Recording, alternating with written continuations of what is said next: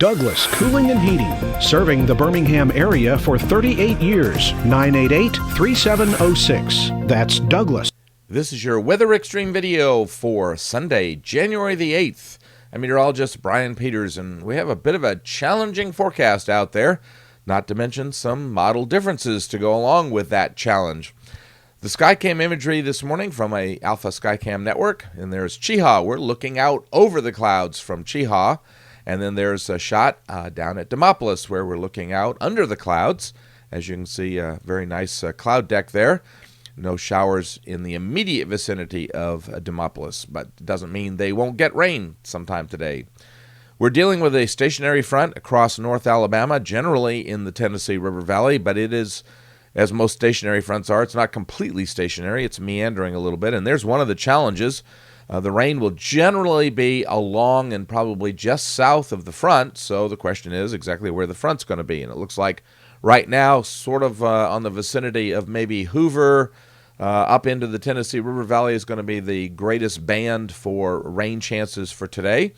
And when you get south of, south of Clanton, it looks like rain chances are somewhat less limited. In the upper atmosphere, we're still watching the closed low out over the southwestern U.S. Now, this particular chart not showing a closed low, but if it isn't a closed low now, it will be a closed low, and that will be kicking out. And when that kicks out finally in the time frame of around Tuesday evening, Wednesday morning, then we're going to see a chance for some severe weather. But in the meantime, it is relatively mild across the country, and mild especially across the southern tier of the United States from Texas to the Carolinas. You can see those values generally in the 40s and 50s on this January the 8th morning. Across central Alabama, we're very mild. These look much more like highs. Typical high for this time of year is around 54 degrees, so very, very nice. As I say, there's some showers, and you can see if you draw the front sort of in the Tennessee River Valley, you can see the weather generally to the south. It looks like a few showers there in northeastern Mississippi, a little bit beyond the front. QPF-wise, we're still looking on the order of about 1.5 to 2 inches of rain over the next period of time. It looks like the rain should end primarily on Wednesday, and again, we may have some risk. SPC mentioning, as they did yesterday, actually, don't want to say that that they're changing their outlook. They aren't. They said this yesterday, and we're still dealing with it. The problem is the shear appears to be abundant, but the problem is we can't seem to get a lot of instability, although the Cape suggesting, and the GFS suggesting in their Cape forecast that we may be seeing a little bit more. So we're going to be watching to see exactly if and how far the instability can come northward and whether we see anything in the way of severe weather. The morning 06Z GFS model run, and I'll be referencing some of the European models, but that's from the 0Z run, so the GFS is slightly newer. And there you go, showers stretching from Texas up across the southeastern U.S. and Alabama, not quite to or into at least northern Georgia. On the upper air chart for Monday, 24 hours from now, you see that there's the closed low coming across West Texas, and of course that producing a good deal more rain as we see the development of a low in the northwestern Gulf of Mexico, and we're along that stationary front, so we continue to be in the moist air. There's going to be also a question about the stationary front. If the stationary front actually meanders far enough south, you may get into temperatures that are about 10 degrees colder, upper 50s versus upper 60s, depending on whether you're north of the front, upper 50s, or south of the front, upper 60s. When we get into Tuesday, here comes the closed low across central Texas. Yesterday it was showing in the vicinity of the Dallas-Fort Worth area. It's still there, but maybe actually just a tad slower. Looks like if you position the center, you'd probably position it just a little to the west of the Dallas-Fort Worth area. And, of course, there's the surface low over northern Arkansas and northern Louisiana and southern Arkansas. Then here's a look at the European for the same time, 18Z on Tuesday. And the positions are pretty good, still showing a similar magnitude low, 10-12, a little broader, but positioned in about the same location, so not a great deal of difference. Let's take an intermediate time. Let's go to midnight. The surface low now in the vicinity of Memphis, according to the GFS. and then the front trailing along the Alabama-Mississippi line down into the Gulf of Mexico. And indeed, the risk there is that we will get into the warm sector, and the question will be how far north the instability can climb.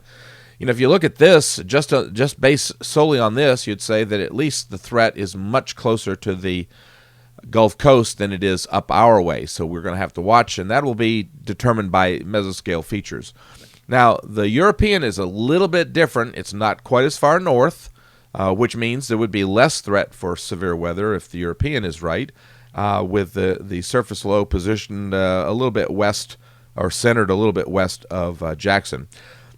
And again, the GFS suggesting the Cape values get up into around 750, but that's an awfully small area for those Cape values. So, and both before this map and after this map, the values were less. So I picked this one because it was showing the maximum.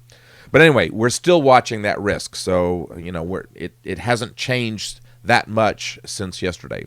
All right, moving along, the closed low comes in. Now, this is where the GFS is now coming more in line with the European as to what it was showing, especially on the 12Z run yesterday.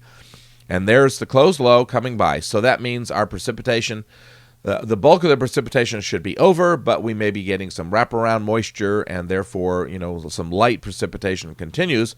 But you can see that we're definitely not that cold. The cold air still hanging back in the Central Plains states. Now, the closed low finally accelerates in response to the digging of this trough. Now, this is what didn't happen yesterday on the GFS. The GFS was suggesting that that low out over the Pacific would hang back across the southwestern U.S., and I bought into that at the time because we've been having these southwesterly systems for most of the last month or so, so it seemed like an excellent solution. Now the GFS is coming much more in line with the European and suggesting that this cold air is going to dig into the eastern half of the country, and you can certainly see the 540 line coming down. And even here Thursday at 18Z, we're still not into the cold air yet, and we may actually still be dealing with a little bit of moisture. So we may have to throw a chance of rain in on Thursday. Now the European does the similar job. 540 line actually on the GFS a little bit further to the southeast, whereas the European is now actually holding the cold air back just a little bit. You can see on the European the 540 line in the vicinity of Jonesboro, Arkansas, and the European also suggesting the possibility of a little bit of light precipitation on Thursday. All right, so now we're going to finally get rid of this, but we've got multiple troughs. You can see one over New England, and we got another one coming through the western Great Lakes, another one down in vicinity of Kansas, and a little perturbation coming across Tennessee. So the bottom line is, what that means is the cold air is going to dive in. So now the GFS suggesting that the 540 line is down around Montgomery, and that is in similar agreement to the European. The trough stays with us and actually kind of sharpens up just a little bit on Saturday. So that means Saturday is going to be a very cold day as the 540 line gets all the way down to the Gulf Coast. And again, this is in reasonably good agreement with the European. Now, both of them also agree on one thing, and that is everything's going to speed up. That is, we're not going to stay in the cold air long. You can see the big trough now over New England and out into the Atlantic. And, of course, what that means is, and you can see it very clearly, the 540 line retracting back up into eastern Kentucky. And on the European, not quite as fast, along the Tennessee, Alabama line, not quite all the way up into eastern Kentucky, but actually for both models in reasonably good agreement. And then when you get on out into the long range, we can see that the pattern stays very, very active. We do flatten out, but with the flattening out, that means that big trough over the eastern Great Lakes will probably drag another front into the area, so we get back into another stationary front situation. By the 20th, Friday the 20th, we've got another deep trough over the eastern half of the country, suggesting another cold air outbreak as we tap into Arctic air. So Arctic cold coming our way once again. but as we've seen in the system so far, it is relatively short-lived, and we don't exactly stay cold for a really extended period of time. Well, thanks for tuning into the Weather Xtreme video. Sorry the forecast or the video is so long, but lots and lots to discuss on how to make a decision on exactly what the forecast is going to show. Hope that you have a wonderful Sunday and enjoy the mild weather. Hope you get a little bit of rain. James Spann should be back in the saddle once again on Monday morning with the next edition of the Weather Xtreme video. In the meantime, have a great day and Godspeed. Thank you for trusting us to be your #1 source for news in all of Central Alabama. in back-to-back ratings periods.